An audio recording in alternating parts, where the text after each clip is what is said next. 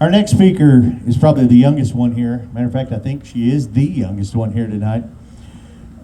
She is a 12-year-old entrepreneur with big ideals and even bigger heart for America. At just 10, she became the youngest person in the United States to ace the USCIS civics exam. By 11, she had completed America's written constitution through Yale University. Fueled by her passion for civics and U.S. history, this young lady has founded the Young Patriots of America, a youth-led organization dedicated to inspiring patriotism, civic engagement, and community involvement among the next generation. Ladies and gentlemen, this young lady has also been featured as a guest on the Todd Stern Show. She has spoken at numerous events nationwide, sharing her message of faith, freedom, and love for this country. Make welcome to the podium, Lena Anderson.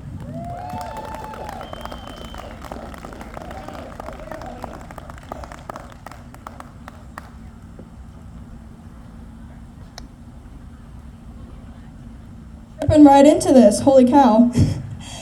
Good evening, everyone. It's such an honor to be here tonight at Stephenville's very first Cowboy Fest. What a special night. What a special night.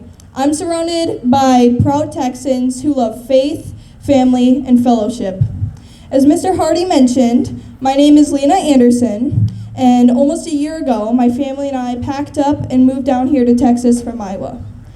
While living in Iowa, I had some pretty amazing opportunities. I became the youngest person to ace the civics exam and was elected Iowa District 2 Youth Chairwoman, which gave me the chance to meet with several senators and representatives to do speeches in regards to the betterment of our youth. But one of my greatest accomplishments, and truly one I take closest to my heart, is founding Young Patriots of America, or YPOA for short. Young Patriots of America is a civics-based group dedicated to inspiring young people to learn about our country, love our country, and take part in shaping its future. As I look around tonight, all of us here in Stephenville celebrating the values of faith, family, freedom, and fellowship, I can't help but think, this is what America is about. This kind of gathering shows that something huge is happening in this country, a turning point where we all reconnect with the values that make this nation strong. Values that our founding fathers had originally intended us to be celebrating today. Now, speaking of founding fathers, I'm sure a lot of us can name at least a few of them, like George Washington, Thomas Jefferson, Alexander Hamilton, James Madison. These are brave men who stood up for liberty and built the framework for our freedom. But the thing is, a lot of us, when we think of the founding fathers, we think of older men in powder white wigs. But that is not the case. Most of them were actually very young. James Monroe was only 18 years old when he became a founding father and later the 5th president of the United States. Alexander Hamilton was just 21 when he joined General Washington. Henry Lee III, who was, I'm losing my voice here. Robert E. Lee's father was just 20 years old when he became a founding father. And Thomas Jefferson was 33 when he wrote the Declaration of Independence. They were the Gen Z of their time. Young, bold, passionate, and unwilling to sit back and watch watch history happen without them. I'm finally getting the mic to work. And that's exactly what I try to inspire through Young Patriots of America.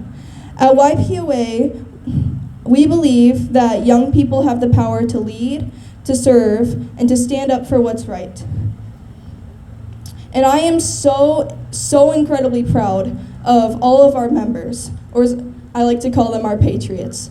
They show up at every meeting so excited to learn about how government works, why freedom matters, and how faith and community give our nation its strength. But more than anything, they understand something that even adults sometimes forget. That freedom, that patriotism isn't about politics. It's about love. Let me repeat that again. Patriotism isn't about politics. It's about love. Love in your town, love in your state, and love in this great country that gives us the ability to dream big, to work hard, and to make a difference.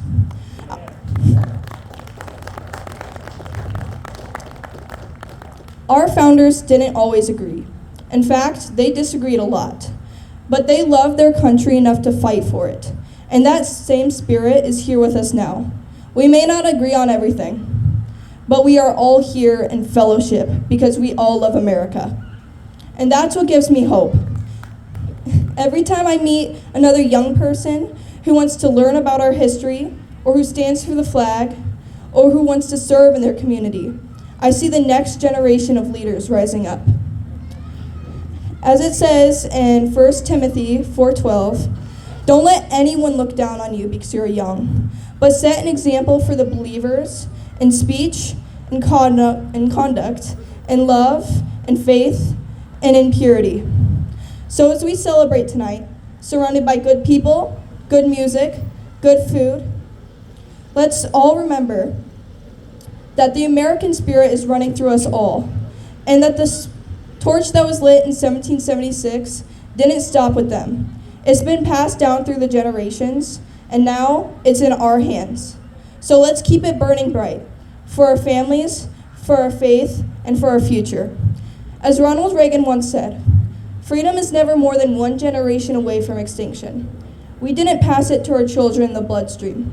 It must be fought for, protected, and handed on for them to do the same. Otherwise, we'll spend our sunset years telling our children and our children's children what it was once like in America, where men were free. Thank you all for coming. God bless Texas, and God bless the United States of America. Amen.